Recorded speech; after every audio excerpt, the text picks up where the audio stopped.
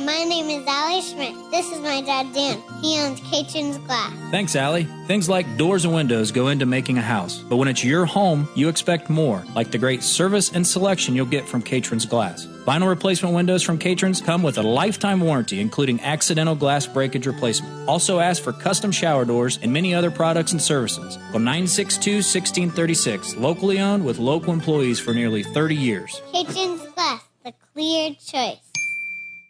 Welcome to the BeTempered podcast, where we explore the art of finding balance in a chaotic world. Join us as we delve into insightful conversations, practical tips, and inspiring stories to help you navigate life's ups and downs with grace and resilience. We're your host, Dan Schmidt and Ben Spar. Let's embark on a journey to live our best lives. This is BeTempered. What's up, everybody? Welcome to the BeTempered podcast, episode number 45. 45. Ben, beautiful weather today. Perfect weather. Had the windows down. It might be like 50, but you know what?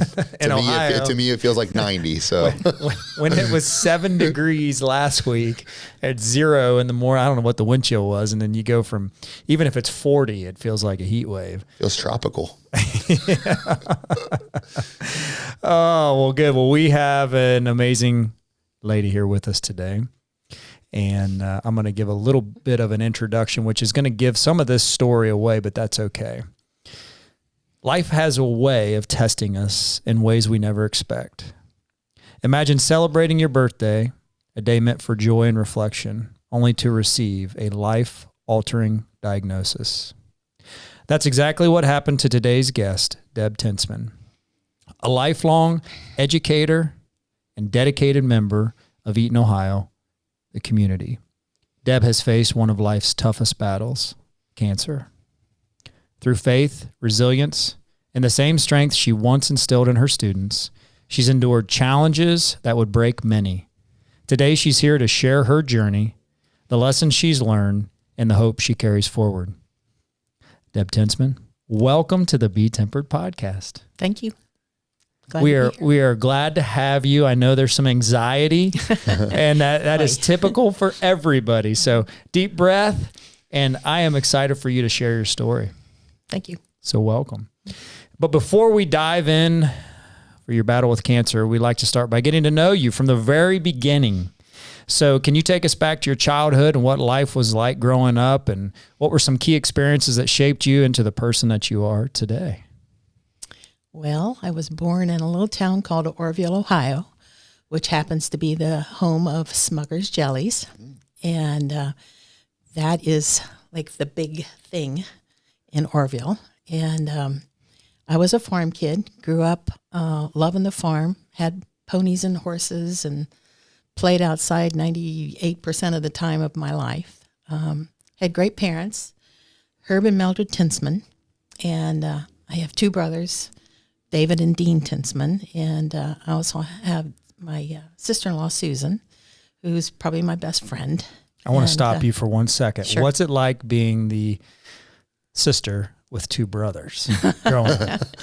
Well, they're 8 and 6 years older than I am, so I was the bratty little pain in the butt sister who wanted to go wherever they went, and they did not want me to go anywhere they went.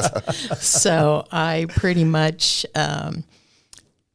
just hung out with them if they would let me, or went and rode my pony if they didn't. There you go. There you go. Well, good. I didn't mean to cut you off. No, I just fine. as I was reading through, the answers, and we've talked a little bit, that was one of the things I thought, I wonder what it's like being the younger sister of a couple older brothers. So I'm sure they were protective as you got older.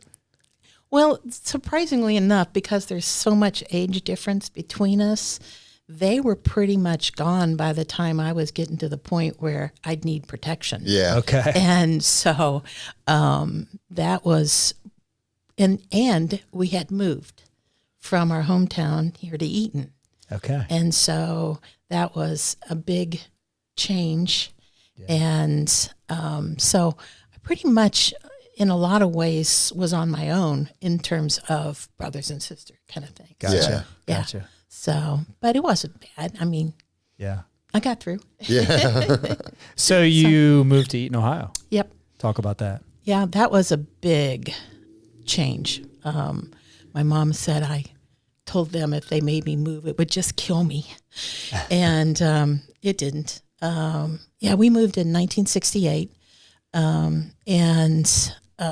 It was the year between my 7th and 8th grade year, which meant I didn't know anybody. And that was a challenge. But there were people who were kind and welcomed me, and that was good. And so I ended up graduating from Eton, and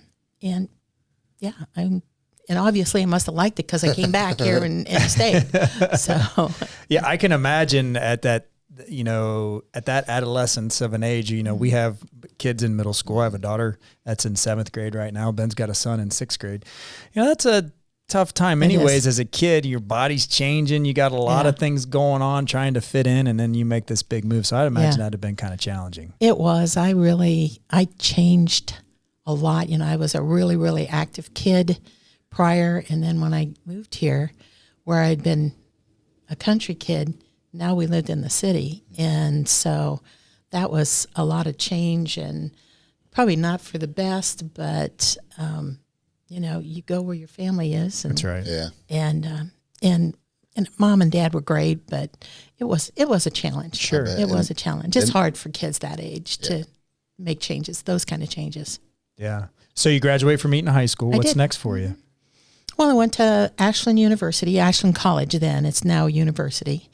And majored in, actually I didn't know what I was going to be when I grew up. I couldn't decide. And I kept trying to figure it out. And I actually left college between my sophomore and junior year, came home, and still didn't know what I wanted to be. And Mom and I had a conversation in July and said, why don't you go back and at least get a degree? You'll have something.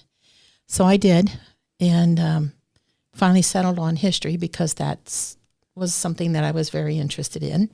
Not that I ever wanted to be an educator. I didn't. I thought maybe a teacher, forget it.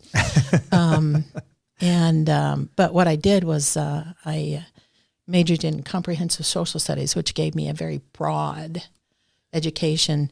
It included things like sociology and some psychology and political science, that kind of stuff. And I went ahead and graduated and didn't bother to apply for any schools because I didn't want to be a teacher, even though my degree was teaching. And ended up getting a job through a friend with Children's Services. Okay. And worked for them for 3 years. Good job, hard job. Man, people who do that deserve all the respect in the world. Yeah, special. Yeah, wow. And then decided that with a friend of mine, we didn't want to live here anymore. So we decided she was actually from Texas, so we decided to go to Texas and moved to Dallas. And what year was that? 81, I think. Okay. And lived there. So from Eton, Ohio, to the big city of Dallas, Texas. You bet. That's a big change. It was. So talk about that. It was great. I love Dallas. It was such a cool place to be. It's so cool. I had season tickets to the Cowboys. They were good back then. They were good back then. I actually saw Landry coach. Wow. Tom Landry. I Okay. think that to me is like what a milestone, Saw Landry coach and saw several of the greats play, and so that was pretty exciting. And got a job, started off working there in a diamond store of all things. I know it was, I needed a job. So from Children's Services to a diamond store. Yeah, to a diamond store. Okay. Yeah, I needed a job. And so I worked for them for a few years and then eventually moved back into working with kids, became a Dallas County probation officer. Wow. And worked with runaways. So talk about that, because that had to be pretty impactful. It was. That's probably the best thing I ever did. And well, no, that's not the best thing I ever did, but it was certainly eye-opening. Being a country kid and moving to Dallas was pretty eye-opening. And then begin to work with kids who lived on the streets. And the program I worked with was under the Dallas County Probation, but it was called LETOT, and it was just the name of the building we actually were in. And we specialized in working with kids who were runaways and trying to help them get back home and be able to live at home. Probably one of the most telling statistics for a runaway is that 4 out of 5 runaways are sexually or in some way abused. And so that was a major part of, and along with a lot of other things, with street kids and no families and on and on and on. We could talk forever about all of that. So learning about these kids and working with them was certainly different than what I'd ever experienced before. But it was so impactful, so important, Yeah. When you went to work, you felt like you were doing something important. I admire people in children's services and doing something like that. Mm-hmm. How do you separate yourself? You go home at night, because I'm sure you probably made a connection with many of those kids that was probably very challenging to let go of. How do you manage that? I don't know that you always do. Yeah. I think one of the most telling things that a kid said to me, I had actually been away because I had gone on vacation or something. I don't remember why I was gone. I came back, and this was a live-in facility. They were there for 30 days. So this young lady who I sat down and started to play a game with, and she looked at me and she says, "No adult has ever played with me before." And that just broke my heart there, that no one had ever actually sat down with her and played with her or spent time just being normal, not doing anything like therapy or anything like that, just sitting and talking and playing a game. And that was the kind of things that happened. And some of the things were really, after that, I was like, after talking to her, I felt so good about having done that. And then at the same time, there'd be other things that were pretty awful, that, hurt kids hurting themselves and just things that you'd. Very challenging. Yeah.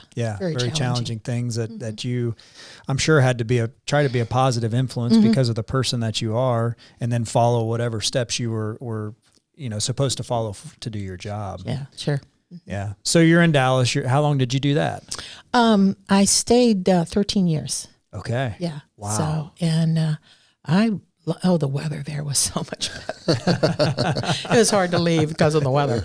But I ended up coming home mostly because of, there was a lot of reasons, but my dad had gotten really sick. And fortunately, through surgery and the doctors, he had healed. But, both my parents were getting elderly, and I just felt the tug to come home. Yeah. And I hadn't married, and didn't have, had ties definitely there, but didn't have the ties that meant I couldn't leave. Right. And so just felt like I needed to come home, not intending to live in Eaton. Yeah. Never intending to live in Eaton. I figured I'd end up in Cincinnati or Columbus or someplace like that. And here I am. I'm in Eaton. Yeah. So you come home to help take care of your parents. Mm-hmm. And what are you doing for work? Well, I didn't really know at that moment. I had my degree. But again, I didn't really expect to teach. That really wasn't on my radar. And, but because I had my degree, I figured I could go to the ESC, which is the Educational Service Center, and see if there was some possibilities. And while I was, I think I was going to sub, I think that's why I went there. I can't really remember why I went, to be honest. But as I was standing there, I saw on the counter a thing for a job, and it centered on working with at-risk kids. And it's like, that's what I do. Yeah. So a friend walked by at that point, and I said, is this like for real? What is this job here? And she happened to know, and she looked at me and she said, you could do this. And I said, yeah, I could. And so I ended up kind of falling into that job. Yeah. And did that it was called student assistance. And it was, as I said, was working with at-risk kids. And then through, again, ESC, I got my validation with working with gifted kids, which was, to me, rather surprising because I don't consider myself gifted. But working with gifted kids, and then eventually came to National Trail. Yeah, and Yay. Then you taught at National Trail for? I taught there for about 20 years. Okay. Mm-hmm. So you weren't going to be a teacher? No, I was not going to be a teacher. And you taught for 20 years? I am, yeah. Talk about National Trail, because National Trail is near and dear to my heart. Oh, you bet. I love National Trail, yeah. I did not, growing up, National Trail, you kind of was like, when I was growing up, it was kind of that school out there. Out there in the country. Yeah, out in the middle of the cornfield, yeah.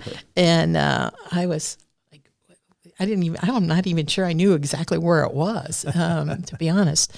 But, when I came home and, started to learn about the education part of the county, I found that I did sub for a period, and I found that that National Trail was one of my favorite places to go. Yeah, I liked the kids. I knew a few people who worked there, so it wasn't hard for me then to, when a position came open, to say, I'm kind of interested. Yeah. And so ended up working there. I took Coach Hoff's spot when when he went to Florida. Yeah. And then of course he came back. But so I ended up there for 20 years. For 20 years. So almost. Let's talk about, that was what, 2020? 2021. 2021. So we're right in the middle of COVID. No, I'm sorry. 2001. I'm sorry. I said 2020. Yes, 2001 is when I started. And then you retired in 2020. 2020 with COVID. Mm-hmm. Let's talk about that because COVID's one of those things we all had to deal with and figure out and try to understand. And everybody's got their opinions on it. But talk about what led you to retirement, and was it related to COVID or was it just time? It was just time. Yeah, I was going to be 65. Yeah. And unlike a lot of people, who start out teaching immediately and they get to retire when they're in their 50s, I had to go the whole time, which I didn't mind. Again, I was not married, and so what would I be doing? So, and I never was unhappy going to work. I was really fortunate the whole time we were at Trail, or I was at Trail, that the people I worked with were dynamite. I mean, I loved working with the people I worked with. Was it perfect? Oh, heavens no. But it was comfortable, and I felt appreciated, and so, yeah. And that's important in life, right? It sure is. It sure is. It makes all the difference, the kind of administration you had. Yeah. And except for a couple years, our administration continues to be real good at Trail. Yeah, for real sure. Good. And that's one of the reasons why it's as good as school as it is now. Yeah, yeah, and it is. They're doing well. Mm-hmm. So throughout that time, you're teaching, and you're still caring for your parents? Yeah. Mom, or dad, I should say. Dad, dad had emphysema. He'd been a lifelong smoker, and his breathing was became a real challenge for him. And in 2005, he passed. And then Mom lived for another 10 years. And in 2015, she passed. Okay. Okay. So you're caring for them and teaching and doing all those things back in the hometown area. You're in Preble County. You weren't in Eaton, but or teaching in Eaton. So 2020 hits, you retire. What's life look like then? Oh, that was strange. That whole school year, when we started out, I taught high school and I taught seniors and in particular, and I kept telling that class, we're going to graduate together. We're going to graduate together.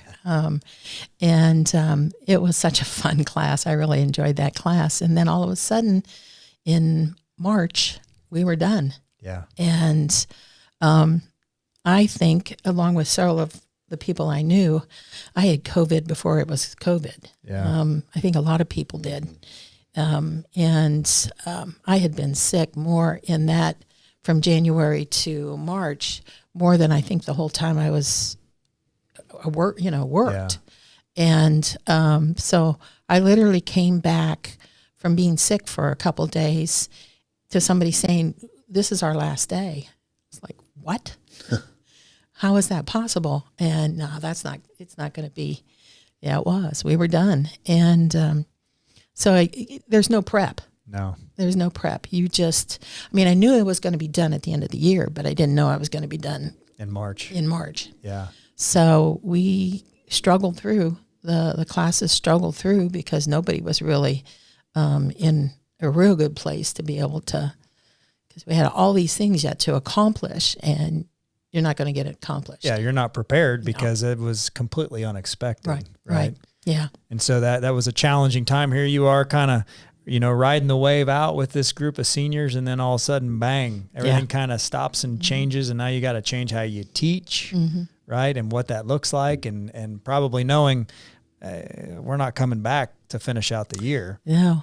One thing that Trail has done really, really well, and I imagine still does, is we had the technology, thanks to our technology guy, Brian Poole. Our technology is, I'll say it, probably better than anybody else in Preble County. Yeah. I'm sure there'll be people who won't appreciate me saying that, but I'm pretty certain. And because of that, and I like technology, my kids we worked from the computer. I didn't rely on the computer to do everything, but they were comfortable with the way I taught and that they could use the computer. And so some things were different, but we were able to get through and finish up the year somewhat successful. Sure. Yeah. So we'll fast forward a little bit. Okay. To 2024 on your birthday.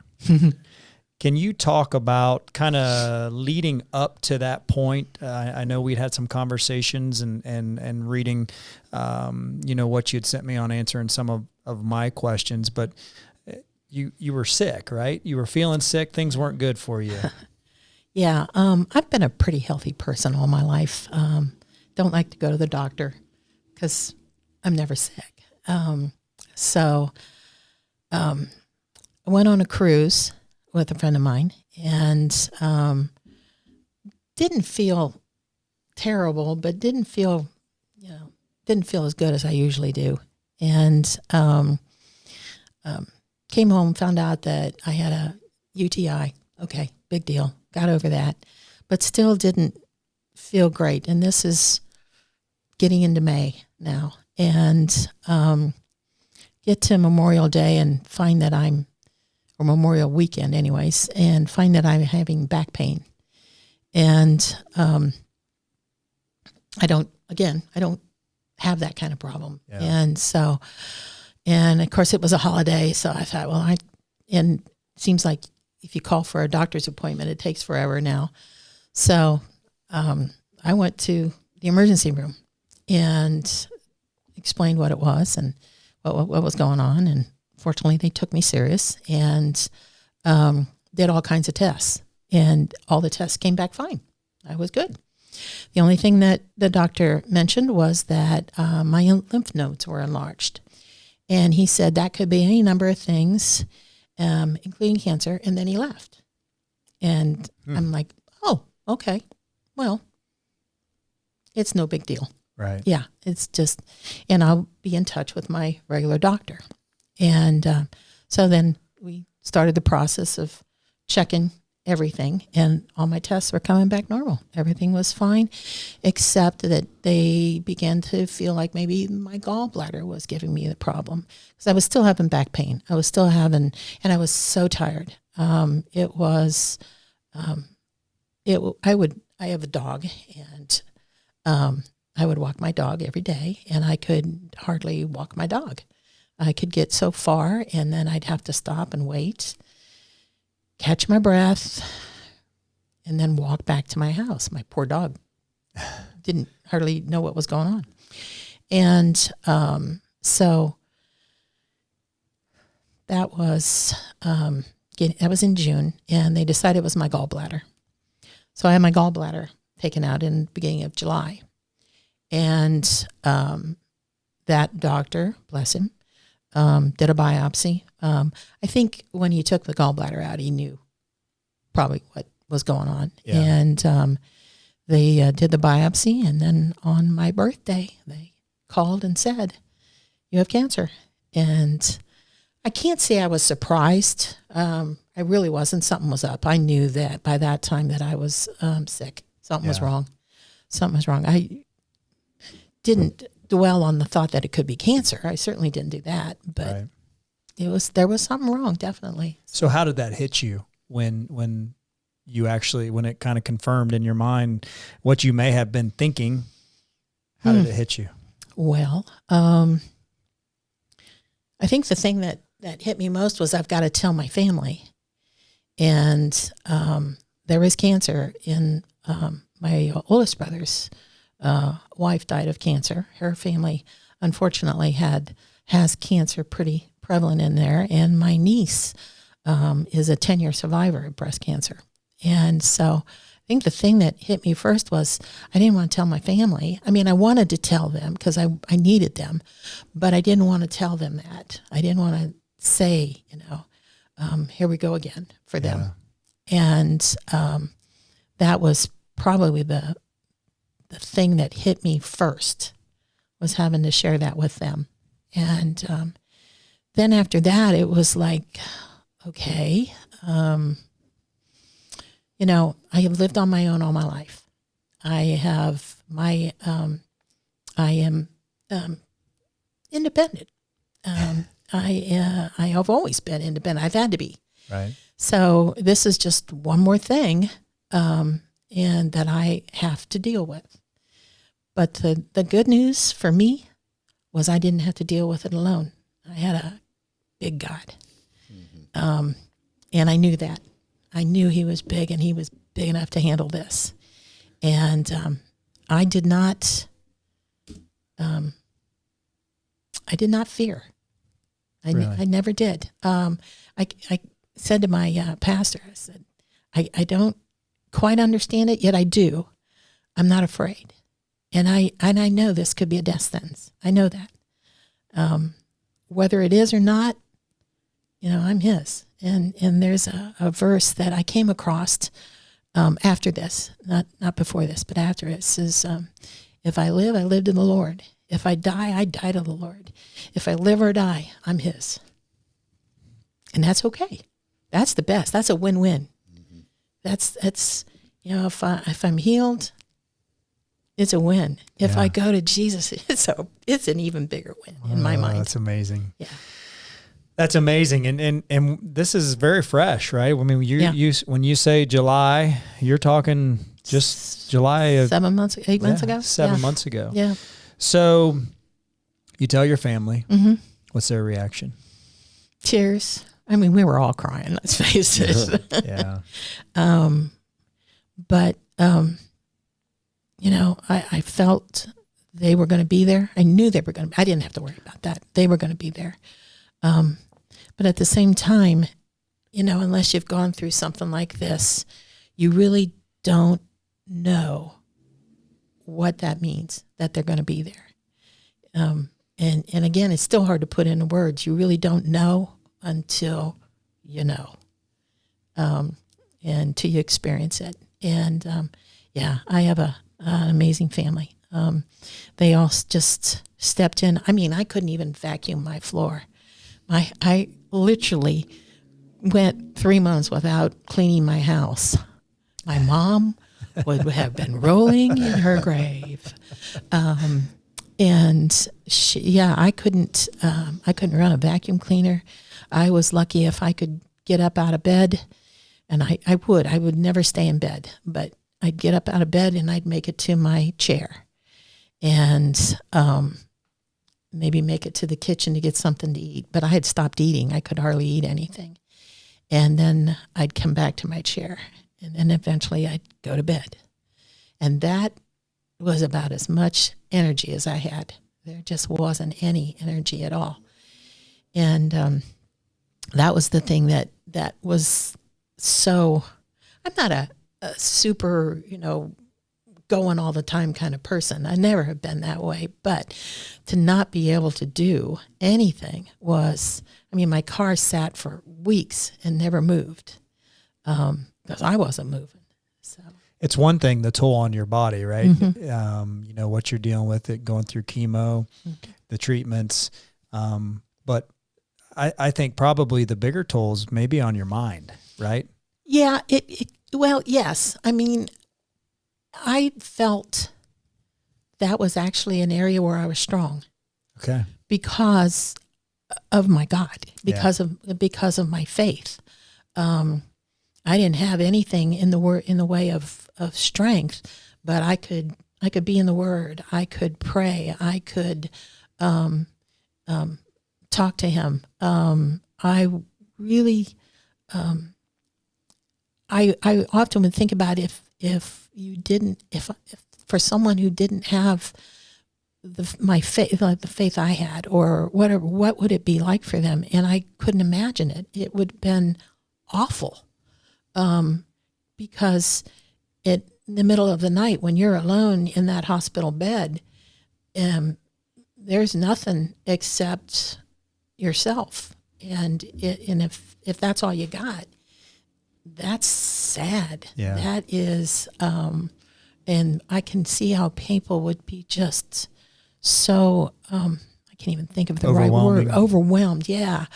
And I can say, yeah, I got overwhelmed, but I didn't feel, hopeless.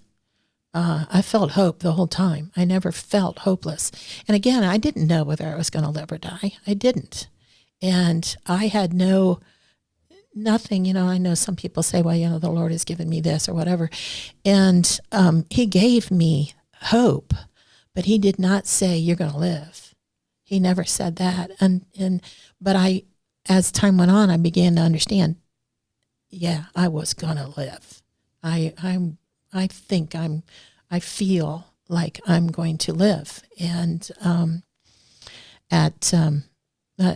do you want to hear about what the chemo was? Absolutely. Okay.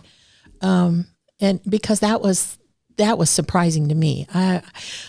You hear about the people who go and have chemo and they sit in the chair and then they come home, right? And well, the doctor says to me, okay, you're going to be here, and you're going to be in the hospital. When I say here, you're going to be in the hospital for 5 to 8 days, and you're going to have chemo, and the chemo is going to run 22 hours a day. Yeah, I'm looking at his face, his big eyes. Yeah. Well, he was wrong. It was 24 to 26 hours a day. Wow. And because that's how they filled the chemo bag. And so what I would do is you're hooked up. You have what's called a port where they hook you up and to this bag, and you have Gladys. That was my little tree that I walked around with. That's what I called her. Gladys. And so Gladys and I would go everywhere together.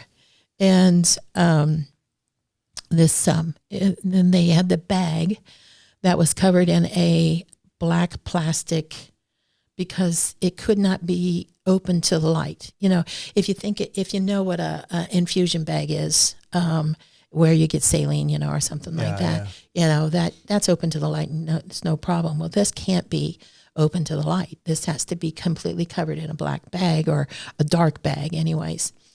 And, in talking to my niece, who's Molly, who was, like I said, is a cancer survivor, she told me when she went through it, she had breast cancer, so it was a little different, but she told me that when they gave her first infusion, they said this is called the red devil. And because it's that, it's that difficult. And she said, she decided in her mind that it was not going to be the red devil, but the blood of Jesus. See, it's red. The chemo is kind of a reddish orange. Yeah. And I thought, holy cow.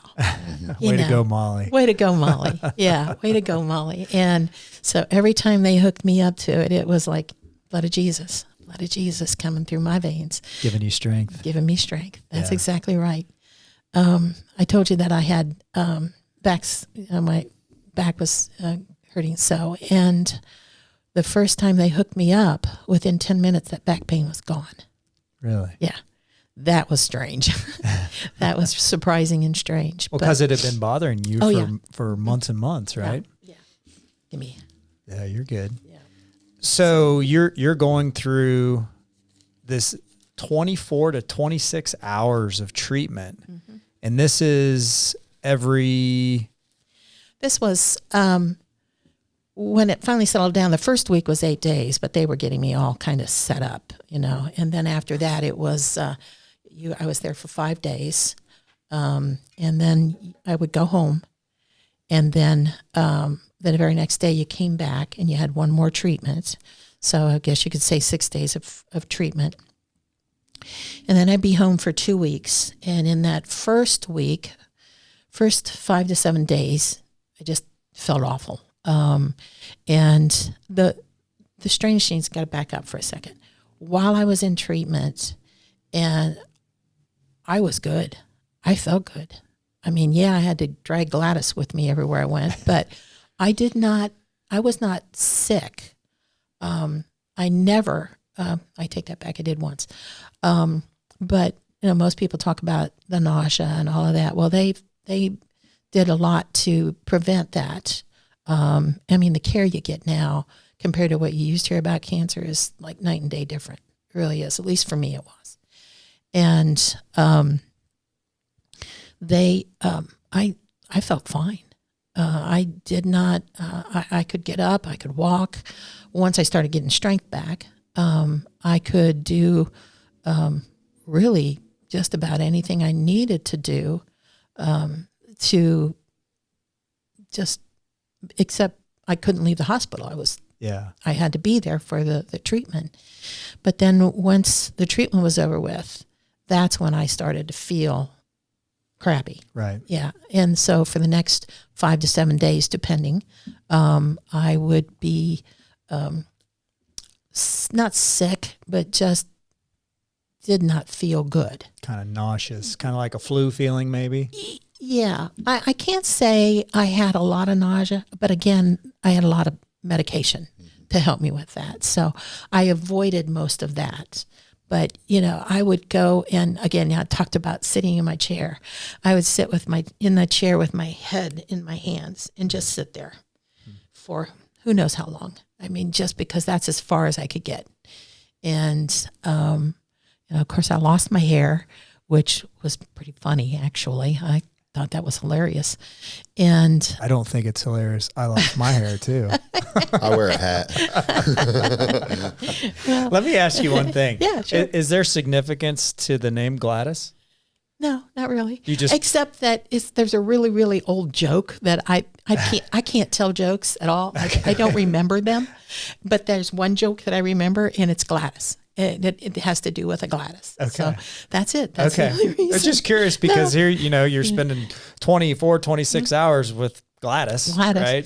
Just curious if there was any just a funny name. Okay. Yeah. I'm just glad that you said that you named it Gladys, because otherwise I'd have been going somewhere and being like, now that's your Gladys, right? And those people would be like, what? That's not a Gladys. Like, what are you talking about? So I'm glad you saved me that embarrassment. Yeah. No, it's just humor became really important. I mean, I'm a person who likes to laugh. I mean, I am not a down in your dumps kind of a person. I've always tried to smile and be somebody that has a positive outlook. And hearing your story, I think that's pretty obvious, because look at what you did. You know, when you started out in child services, you go to Dallas and you're helping runaway kids, and then you become a teacher. I mean, your whole life has been about service to others and having to be that positive influence, right?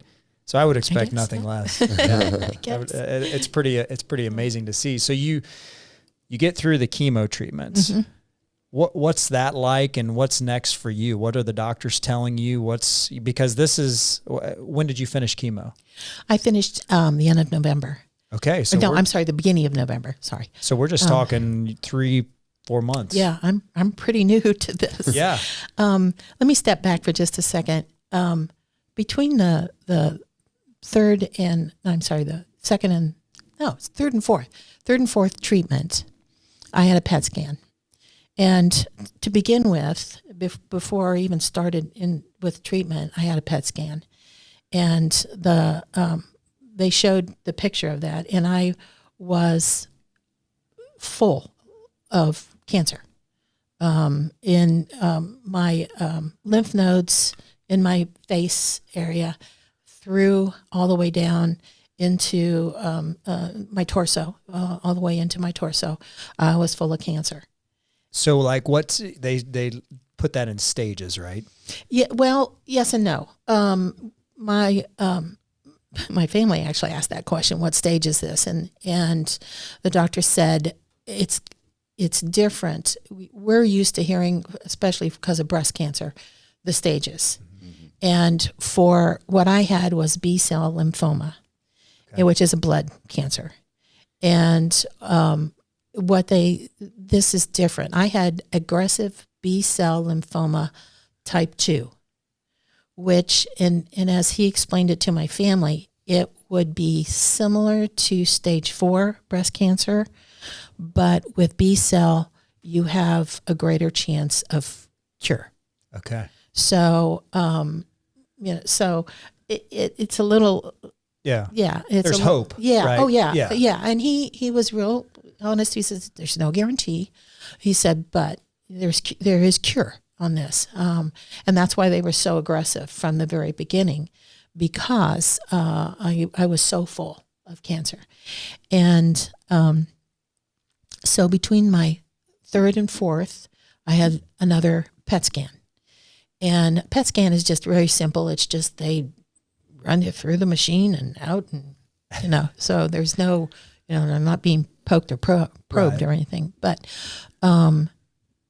so in waiting to find out, my brother and sister-in-law, Dean and Susan, were there in the room, and we were going to wait for the doctor to come and talk. And we were, it's like, oh gosh, what's going on? Well, I feel better. I do feel better. So I've got to be at least some better. But you don't know. And he comes in, and Dr. Leonhard, got to say his name, and comes in and says, there's no cancer. It's like, what? Wow. He says, there's no discernible cancer. It's gone. Wow. Are you kidding me? Nope. You are cancer-free at this moment. Did you just want to jump for joy? Well, after he left, I got up out of bed and did a happy dance for sure. I did get up and dance. That was, like I said, I felt good. I felt like I was better. I didn't know that I was cancer-free, but I was better. But he said that we're going to continue to do all 6 treatments because I want to get you into as deep a remission as I can get you. And I was okay for that. Yeah, definitely. As long as the insurance pays, I'm okay. So yeah, when he left, we got up, we cried, we hugged, and I danced. Oh, yeah, for sure. Yeah, and so then from 3rd through 6, it was about being in remission and being. And I have to say, I was on the 3rd floor at Kettering, Maine, and those people, they were amazing to me, kind and just such a blessing. There was no one that, they got me up at all kinds of hours, and because you have to take all of the different tests and the different medicines but they were the best, and I can't say enough good things about them. I had a group of doctors that were great. There were all kinds of funny, weird, silly things that happened. We laughed a lot, and you learn to just and that's part of what is really important for me to say is you learn to understand that you're not in control anymore, and that is for me. I've had to be in control all my life. I had to take care of business because it was me. Right. And so to not be in control was eye-opening, but it was freeing too. It was so freeing to be able to just, okay, Lord, you're in control. You're gonna work the hands of the doctors, and you're gonna be the nurses, and I'm just gonna trust in you. I'm going to trust. Yeah. And I'm going to trust. And Deb, that's an amazing story. You're an amazing woman. I've got a couple questions for you. I want you to answer for our listeners out there, because I think every family in some way, shape, or form has been impacted by cancer. Oh, absolutely. Right. Whether it's a family member, a friend, or whoever it may be, we all know someone who's been given that diagnosis. So for someone who may have been given that diagnosis today when they're listening to this, what advice do you have for them?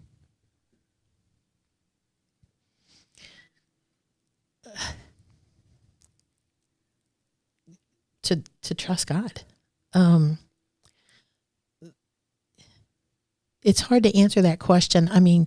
For somebody who is a Christian, who believes in God, believes in Jesus, that He's our Savior, it's a little easier to answer. It's a harder thing to answer when you don't have that. And that is, to be able to understand what's even happening to you without having faith, to do that without faith, you would have to, I don't know how you could do it. I can't really imagine not having my faith and having to go through that. I think I had, in truth, probably an easier time than most people did through cancer. Because of your faith. Because of my faith, but also, because of my faith. I believe God gave me an easier time too. I could hear people in other rooms being sick, but then I don't know what they had or what was their problem. I didn't have that. I had, like I said, it's a hard question to answer. Yeah, no, you did a good job. Yeah. It's an easy question to answer if you have the faith. Yeah, it's just rely on the Lord. Get that Bible out. Get that and begin to read. And you don't have to have a huge long background. You don't have to be a pastor to be able to just open that thing up. I have I gotten this little book called God's Promises, and I had kind of gotten into it prior to this whole thing. And it has just all kinds of verses that are the promises that exist in the Bible. And that became, that was with me everywhere. I was just hanging on to that for dear life. In fact, when I ended up having to go to the emergency room at the very beginning of this, I had it in my purse, and I was hanging on to that just to be able to read that. That meant everything, just to be able to hang on to that and to read that Bible and to hang on to that. And if you don't have that, then my advice would be find somebody to let you have a Bible, get a Bible, and then just begin to read and just let God do what he does so well. Yeah, that's a great answer. Great answer. So as we land this plane a little bit, this has flown by for you. Don't you think? I mean, we're almost an hour in, and you're kidding. You're cranking. Oh my gosh. You're doing a great job. So I got two questions. Sure. Two final questions. Okay. First one is if you could have a conversation with someone living or deceased, who would it be and why? You saw my answer, didn't you? About that? Maybe. That was, okay. My grandma Stover. My grandma Stover was my dad's mom. And she was a toot. She was something else. And soon after I moved back from Texas, I went with some friends to play mud volleyball. And she happened to be visiting at that time. And she said to my aunt that basically how could I possibly turn out to be anything if I was playing mud volleyball? And so when I saw that question, I thought, I want to tell Grandma it was okay. I turned out okay. You did good. I did good. All right, last question. As you're going through everything that you've been through in your entire life, especially here in the past 6 months or a year with everything that you've battled through, is there a Bible verse? Is there a quote? Is there something that gets you through daily that you can share with our listeners? Oh, one? Or a couple. I have so many. I'm scrolling down to find the one because unfortunately I have chemo brain and can't remember necessarily everything I want to say. Well, you've done great so far. So, one that I have had most of my life, which was Psalms 34:4, is I sought the Lord and he heard me and he delivered me from all my fears. That's one that I've had long before this ever happened. But I would say probably the one that I have come back to often is Romans 8:38 and 39. And it says, for I am persuaded that neither death nor life, nor angels, nor principalities, nor powers, nor things present, nor things to come, nor height, nor depth, nor any other created thing shall be able to separate us, from the love of God, which is Christ Jesus our Lord. And I just love that. That's great. That's great. Love that. So there were a lot. There were so many that I came across, and when things were rough, I had a real tough time with being dehydrated for a long period of time, and I came across the one that had to do with the water, living water, and so whenever something, was in particular was an issue, it seemed like there would be a verse that would pop. Yeah. That would just go, oh, that's me. Okay. That's amazing. I got that. Ben, you have any questions for Ben? I'm in awe, amazed. I don't know.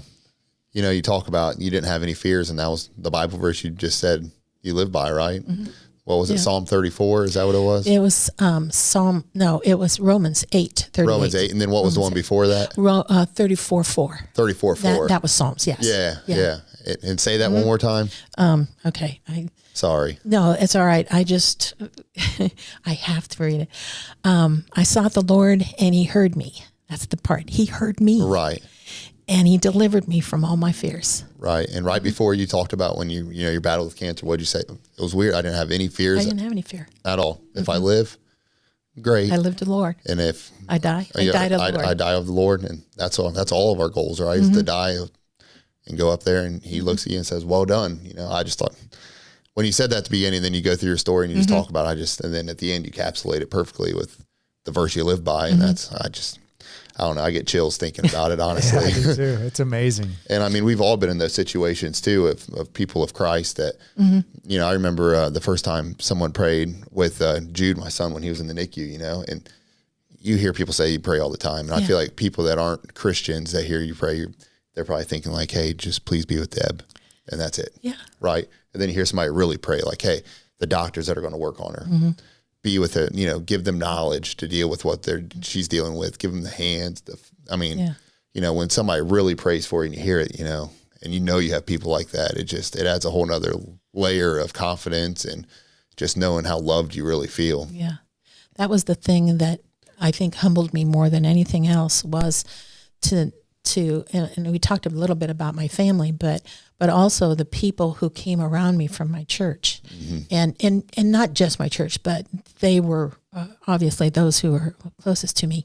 They would do things like come into my house and clean it for me, mow my yard, a number of things. But the biggest thing was when they said they prayed, and then they would say, and then I told my cousin, who told her Bible group, and they are praying.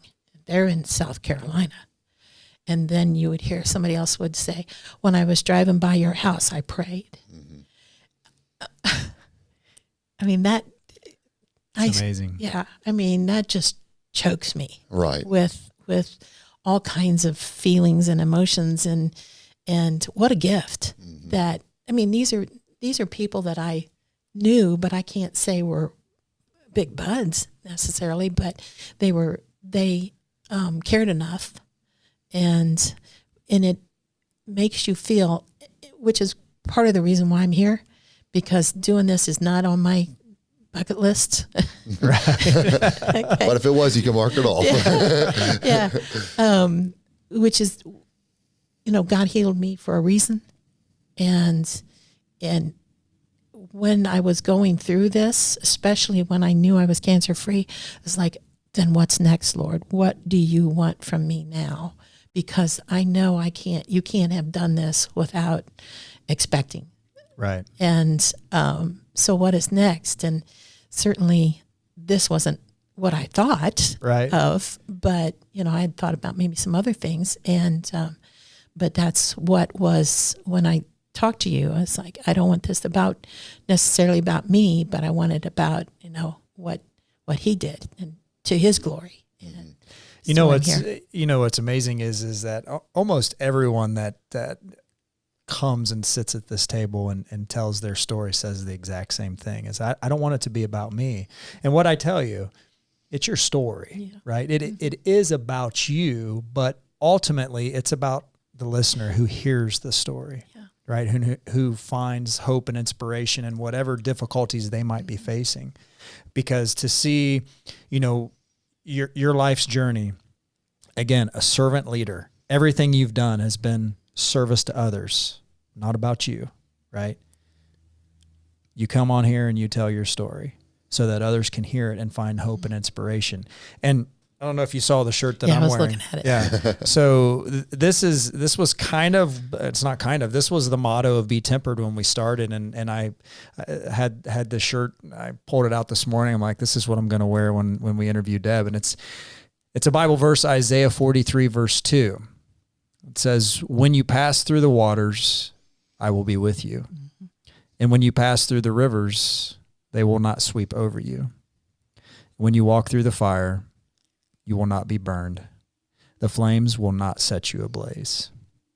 And so I haven't wore this shirt on a podcast yet. It is a BeTempered shirt. I haven't wore it, but for whatever reason this morning, I felt called to wear it today.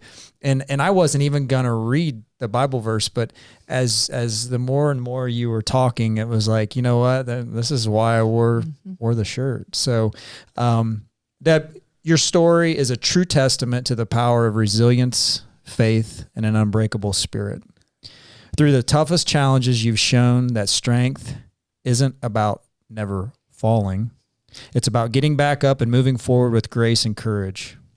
I thank you for sharing your journey with us today.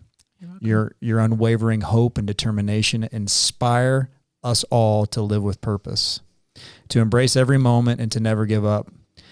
And no matter the obstacles, I'm sure your story will continue to uplift and empower many who hear it. Thank you. Thank you. Really, really appreciate you coming on and telling your story. Really appreciate Molly pushing you as well. Yeah. Thank you, Molly. Yeah. Thank you. Yeah, she was a big help. Yeah. She was. And she's an amazing woman. I had the pleasure of coaching her son, Noah, who's the same age as my son, Nate, and 4 years in basketball. Great kid.